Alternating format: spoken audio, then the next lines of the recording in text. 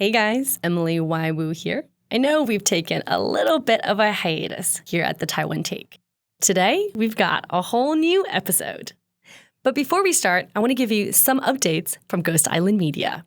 We've just celebrated the 1-year anniversary of our Mandarin show on cannabis, 大麻烦不烦? In the Weeds with lawyer Zoe Lee. I love the show and I hope you listen to it too. Over the summer, we launched an experimental show called In Training, 小鬼登岛, produced, written, and edited by our incredible interns. It's kind of like This American Life, where every episode takes on a different story. The lives of a K-pop trainee in Taiwan, a young creator getting inspirations of empowerment from female artists, a nightmare from when she was 4 years old. The show is mostly in Mandarin and sometimes in English. Check it out before a new season starts.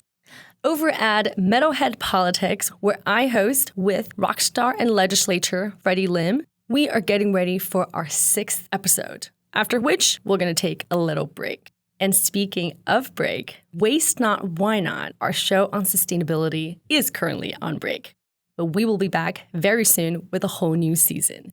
And today, a very special episode produced and hosted by Sam Robbins, our former researcher on the Taiwan Take. Sam's been a part of the show since we started developing it a year ago. We miss him, but you can now see his work over at Taiwan Insight, where Sam is now an editor. Taiwan Insight is an online magazine of the Taiwan Studies from the University of Nottingham. And today, for his final episode with us, Sam talks to PhD student and Fulbright scholar Lev Nachman on the ins and outs of Taiwan studies. Thank you very much, Sam. This is your show as much as it is ours. And here it is.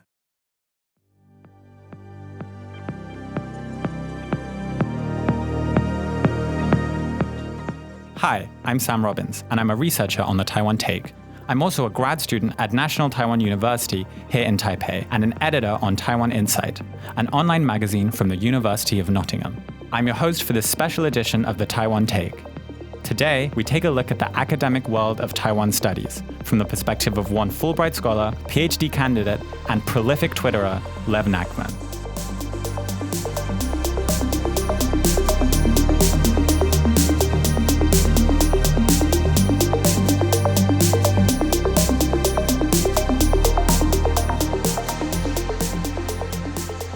Because I was so interested in Taiwan, my entire desire to get a PhD was based off of, studying Taiwanese politics.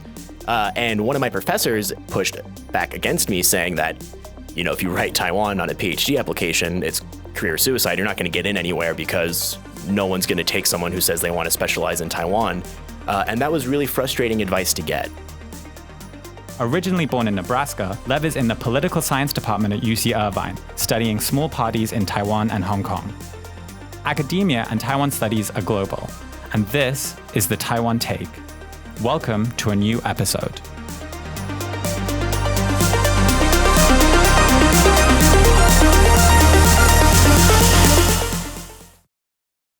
It's great to finally get you on the show, Lev. Thank you so much for having me. So, Lev, this has been a big year for Taiwan, right? We've had the election, we've had the global pandemic. There's been a lot of international coverage on Taiwan. So it's been great for us who've been researching and writing about Taiwan. So, how's it been for you this last year? It's been a totally wild year, and I feel incredibly lucky and very privileged to have picked a research topic that is so relevant in 2020 and to have chosen this year of all years to be in Taiwan to conduct fieldwork.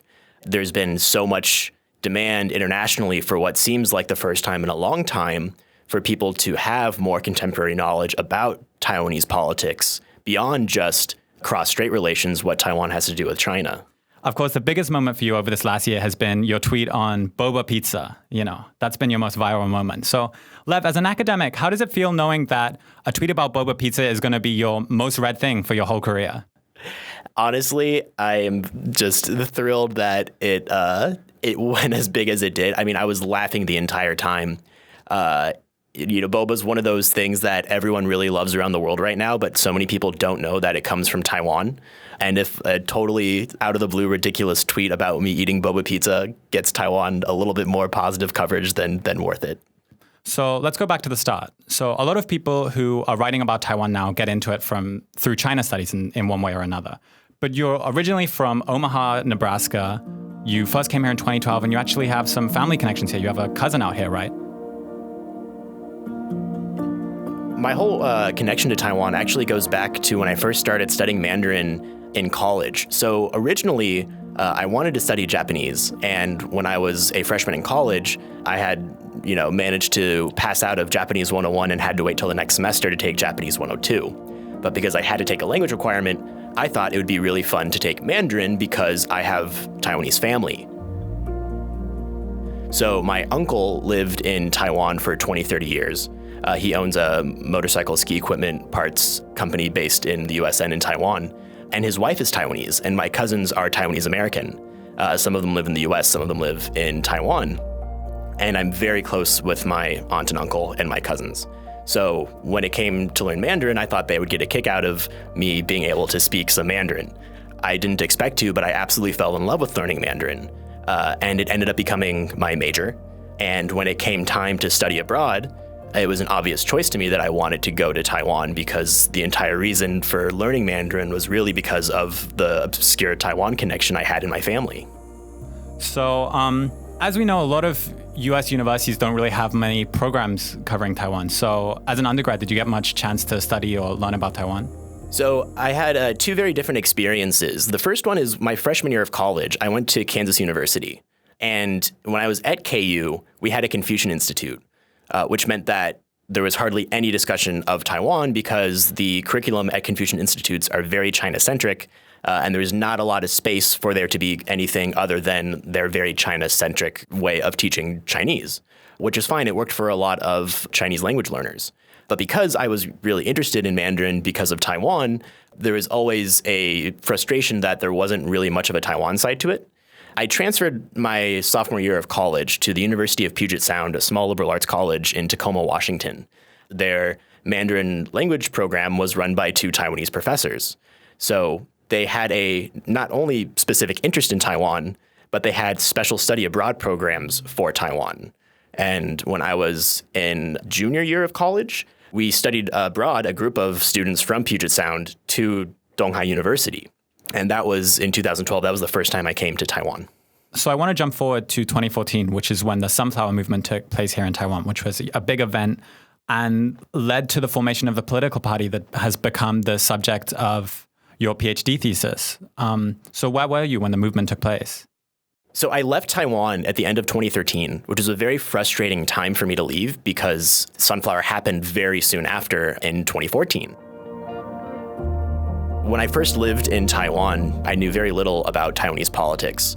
But by circumstance, I ended up becoming very close with a group of Taiwanese activists based in Taichung who gave me a very intense crash course about Taiwanese politics, about Taiwanese activism. All of them, including other activist friends that I eventually made in Taipei, they were all involved in Sunflower.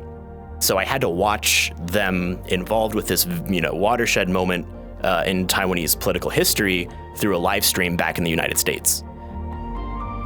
It really kind of motivated me into getting even more interested in Taiwanese politics, in social activism, in social movements.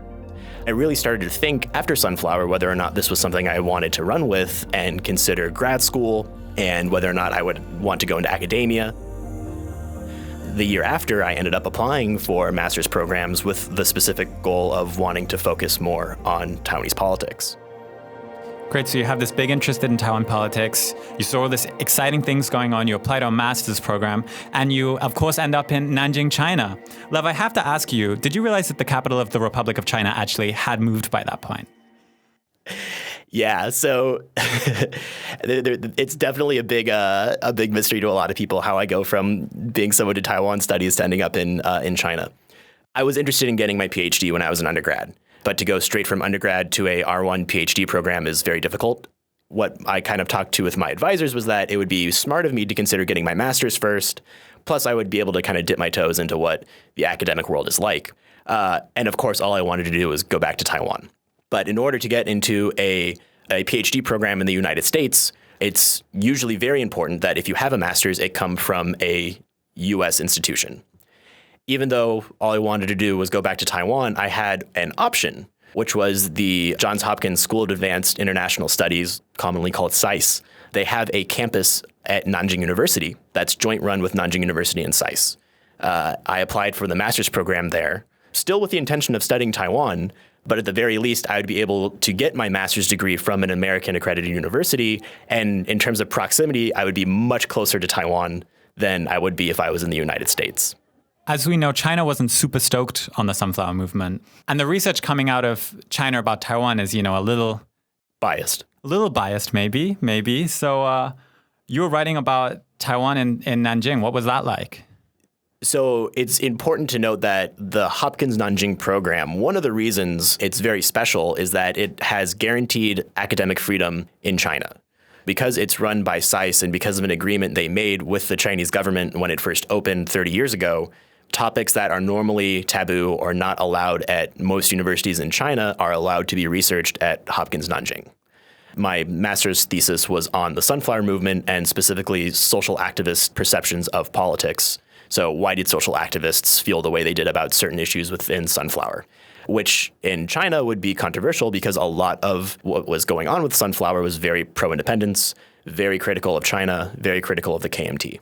I was incredibly lucky that there was a Taiwan scholar who was helping to co-run the Hopkins Nanjing Center. So at HNC, there's a China side and a U.S. side. And the U.S. director's name was Neil Kubler, who's a fantastic linguist. He's done China studies and Taiwan studies for forever, but he's very sympathetic to Taiwan. And other professors as well vouched for me and made sure that I was able to do my topic without being interrupted or being censored in any way. And I feel very lucky that Hopkins Nanjing was able to provide this kind of opportunity for me. And I did have a Chinese advisor at HNC who had no problem with me studying Taiwan. He himself was a professor of ethnic minorities in China. So to him, he used to joke with me that, you think Taiwan is controversial. I can show you some controversial topics. So, you've told us you had a lot of freedom. You're allowed to research Taiwan, professors that were on your side. But at the same time, there were others in that institute that were telling you that if you go into Taiwan studies, that'll be career suicide for you. Right. So when it came time to applying to PhDs, it was a very difficult moment where I had to really decide what it is I wanted to say that I was doing. I was so interested in Taiwan, my entire desire to get a PhD was based off of, studying Taiwanese politics, that I wanted to write on my application, I want to study political science and my area of interest is Taiwan. And one of my professors at HNC pushed back against me saying that, if you write Taiwan on a PhD application, it's career suicide. You're not going to get in anywhere because no one's going to take someone who says they want to specialize in Taiwan. You would be better off saying you want to study China. This is a very common theme amongst young Taiwan scholars is we're constantly told that we should take Taiwan studies, put it on the back burner, focus on a more attractive project, something China related, because that way we'll get more grant money, we'll have better odds at the job market, it will be taken more seriously within academia across disciplines and fields. And that was really frustrating advice to get. In the end, I ended up putting Taiwan on my PhD application because I think it's really important. And one of the biggest pieces of advice I give to people interested in getting a PhD is you should only get a PhD in a topic that you are genuinely passionate and interested in and about. Otherwise, you will be miserable trying to research something that you really don't have your heart in.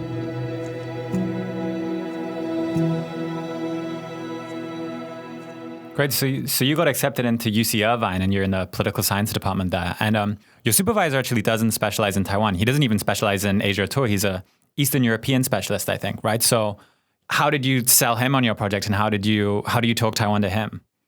Right. So my dissertation chair, Jeff Kopstein, has been incredibly supportive of me doing a Taiwan project because I've been able to take this topic and make it much more approachable to someone who has no knowledge of East Asia.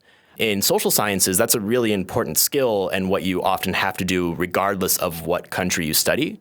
We call it generalizability. So the idea of talking about a country, but making what you're talking about more broadly applicable to other countries. So another important part is my advisor is also very interested in political sociology, which is the same kind of subdiscipline that I'm interested in. And so even though he doesn't know East Asia as well, when we talk about my methods, when we talk about my research questions, or kind of the big takeaways from my project, he's actually able to give fantastic advice and guidance along these lines, even though he has no direct connection to East Asia. How's it been, talking Taiwan to other people in academia? So one of the biggest ways that I've actually been able to pitch Taiwan in academia is not in a China context, but rather looking for more disciplinary avenues such as peace and security studies, studies of democracy, both of which Taiwan easily falls into. And I'm very fortunate that UC-Irvine has departments for both of these topics, and they give funding for graduate students who want to study these topics. Just at UC-Irvine alone, when I go to these funding opportunities and I say, hey, I'm interested in Taiwan, they say, great, that's a great case that we don't think about very often, and it totally falls within the study of democracy, and it totally falls within the study of peace and security.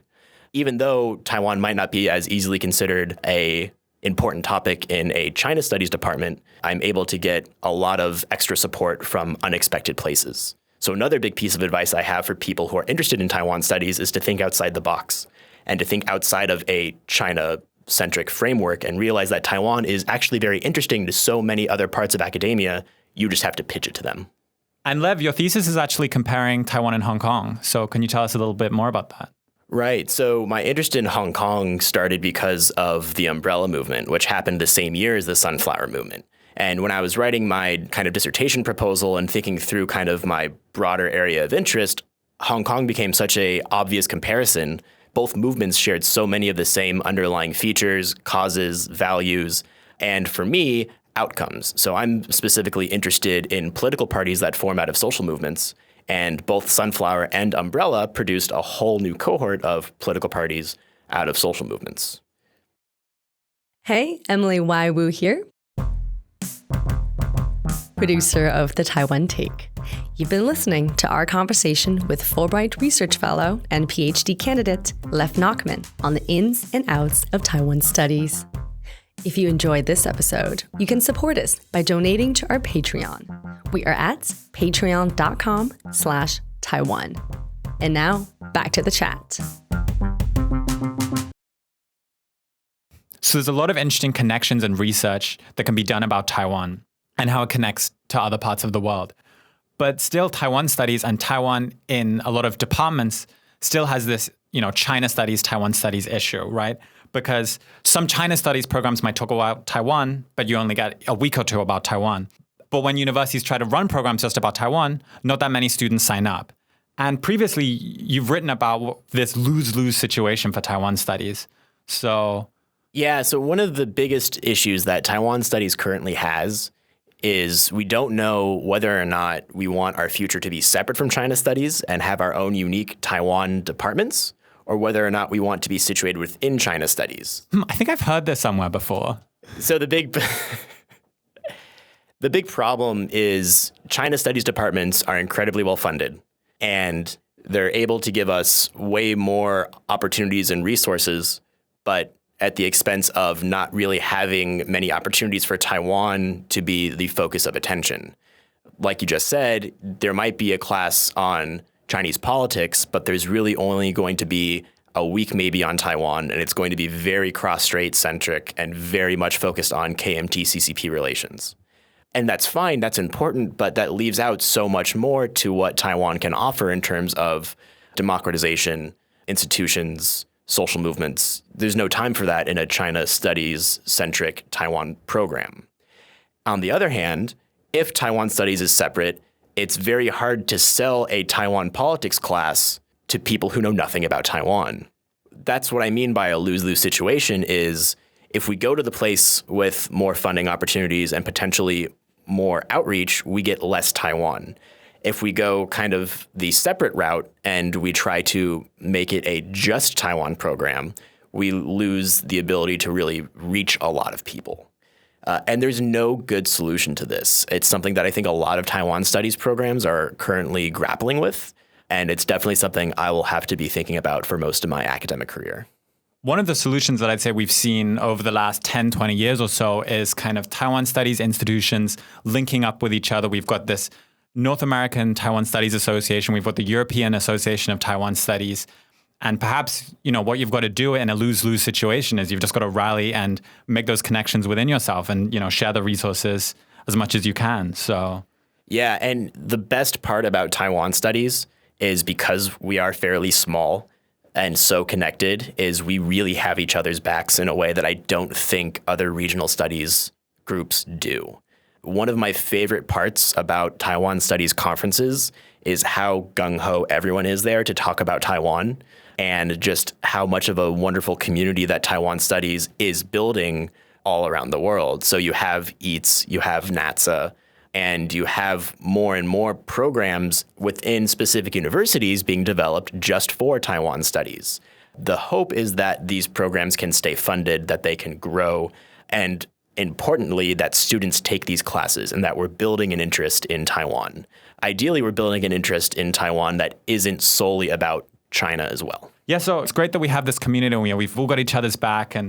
But at the same time, one of the problems with area studies is everyone's kind of doing their own thing.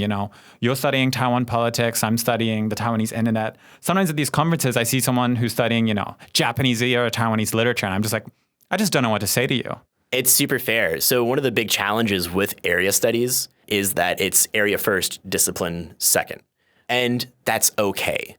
Because in academia, there is room for both of these conversations to be happening at the same time. We can talk about Taiwan as a unique case in that academic setting, and then I can go off to a political science conference and talk with other political scientists about poli-sci and how Taiwan is interesting to poli-sci.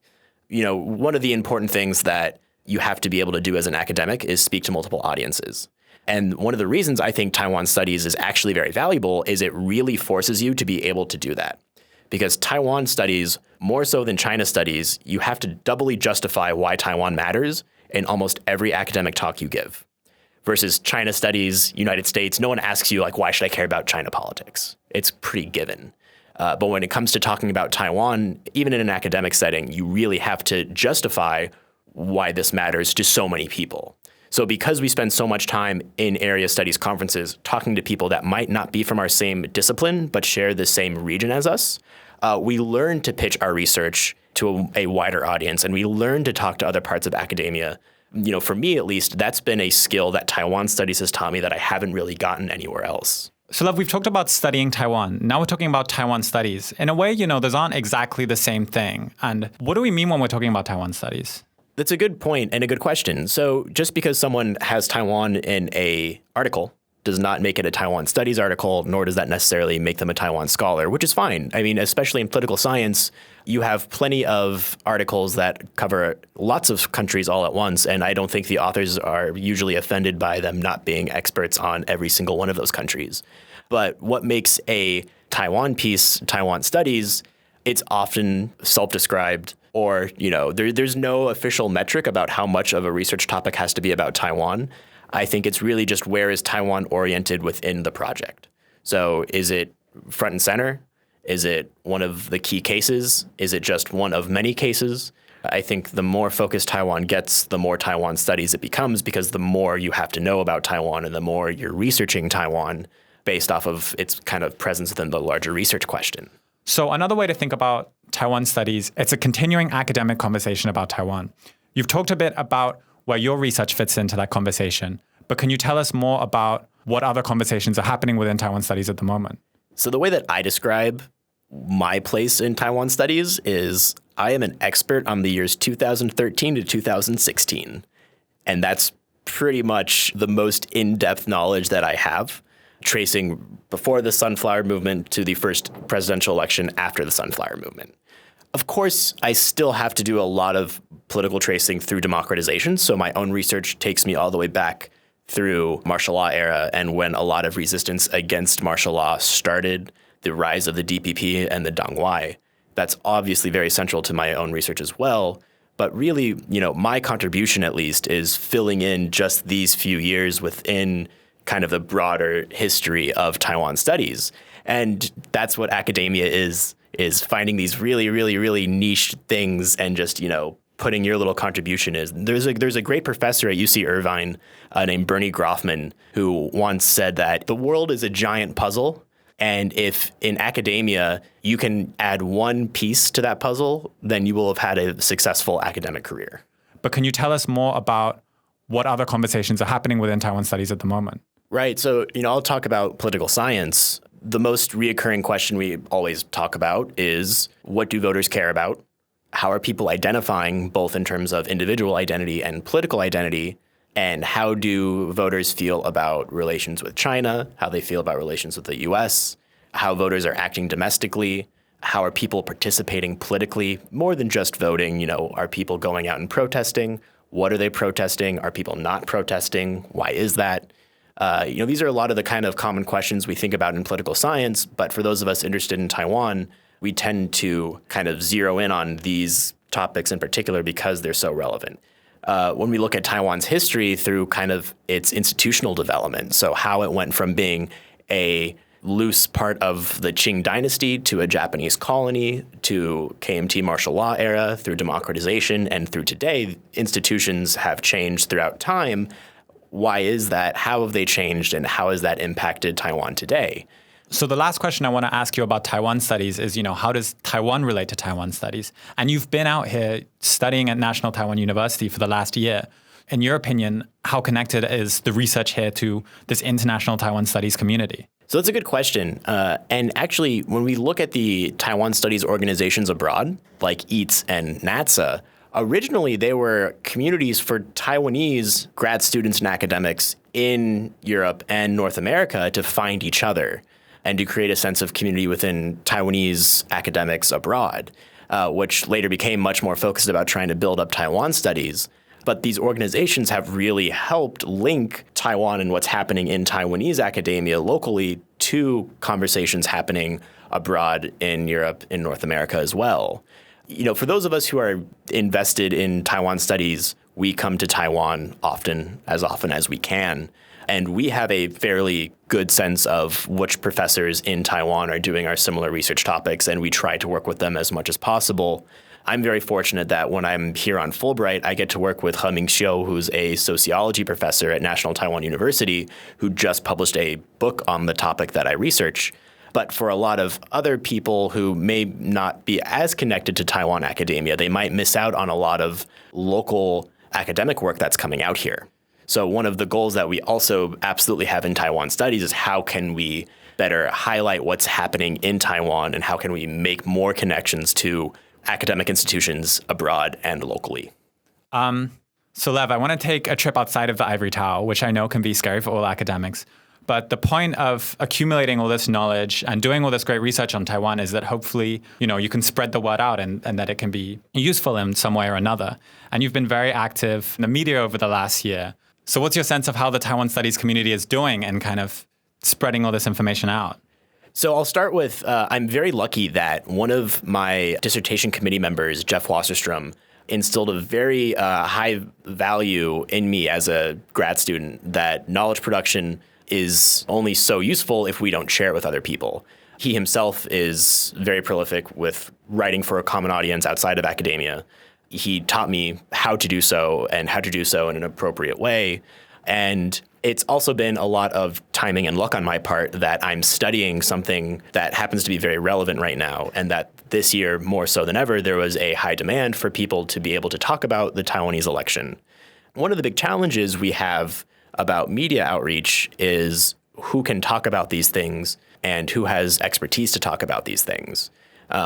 Obviously, there's always a push for more Taiwanese voices talking about Taiwanese politics in international media. And as someone who's not Taiwanese, it's something that I try to be critical of and reflective of. One of the challenges, though, is that when people ask for comments on politics, often there is a desire for someone from political science to respond. And one of the misconceptions is that there are no Taiwanese discussions of political science to a common audience.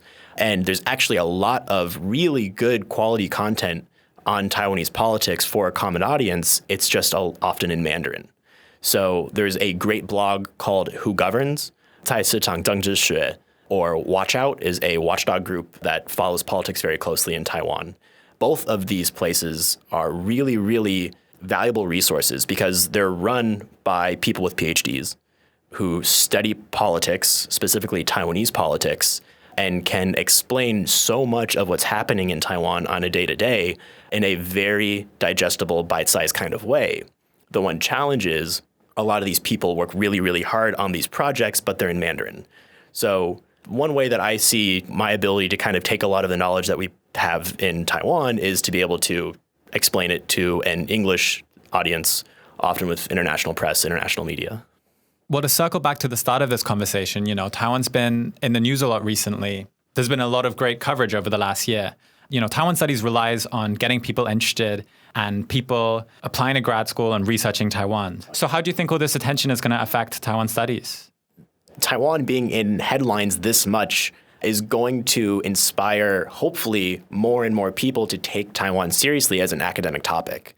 If you look at Hong Kong, there have been more new Hong Kong studies associations that have formed in the last year because of how prolific Hong Kong has become in media headlines, that I have to also hope that with Taiwan getting as much positive news coverage as it's gotten in the last year, that something similar should happen to Taiwan as well. And it's not just Taiwan and Hong Kong. I mean, hopefully more topics that people have not thought about in academic terms, like Xinjiang, can also be brought to the front of our minds when we think of what cases can we try to inspire grad students and undergrads to think about when they become interested in academia. Great. So we've talked about what's next for the field. So what's next for you, Lev? So I'm currently working on my dissertation, or as we say, I'm dissertationing. And slowly but surely, the really, really cliche thing that my father always tells me is that the way you eat an elephant is one bite at a time. So I am currently trying to make my way through this elephant that is my dissertation, and it's slowly but surely. And it's still COVID-19 season, and I'm incredibly grateful to be stuck in Taiwan right now. And I plan on staying here as long as I can squeeze this out for, because this is a fantastic place for me to be writing my dissertation without having to have quite the same anxiety as if I was writing my dissertation back in the United States. Just before we go, do you have any book recommendations for our listeners? So I'll give 4 recommendations, 2 academic and 2 non-academic. So for those of you in academia, the 2 Taiwan Studies books that I highly, highly recommend. First is He Mingxiu's new Challenging Beijing's Mandate of Heaven, which is about the Sunflower and Umbrella Movement. And the second one is a book called The Taiwan Voter. It's a collection of papers by Taiwanese political scientists that break down Taiwanese politics 101, who is the Taiwan voter, how are politics decided here, what are the important issues, what does it mean to be blue and green. Very fundamental but easily understandable and very well articulated book that explains what I think everyone ought to know about Taiwanese politics. The 2 non-academic books that I highly recommend, first is the always classic Why Taiwan Matters by Shelley Rigger. This is the book that I recommend to everyone who is interested in Taiwan but doesn't know a lot about it. It's the book I got my parents for Hanukkah. And the second one is the blog that I talked about earlier, Who Governs, actually put out a book that also explains essentially why Taiwan matters and explains really, really cool topics in Taiwanese politics. It's written in Mandarin, but it's a great way to learn about politics in Mandarin if you're a Mandarin language learner. And if you're Taiwanese, it's a very accessible way to learn about kind of the bigger topics in political science and the terminology we use and how to better think about politics that you see in everyday life here. Great. Thank you so much for being with us. Thank you so much for having me. This was a blast. This has been a Ghost Island Media production. Today's episode is produced and hosted by Sam Robbins. Editing by Claudia, Sheng, Sam Robbins, and myself. Today's episode was recorded at MyCoin, a Bitcoin exchange in Taipei, Taiwan.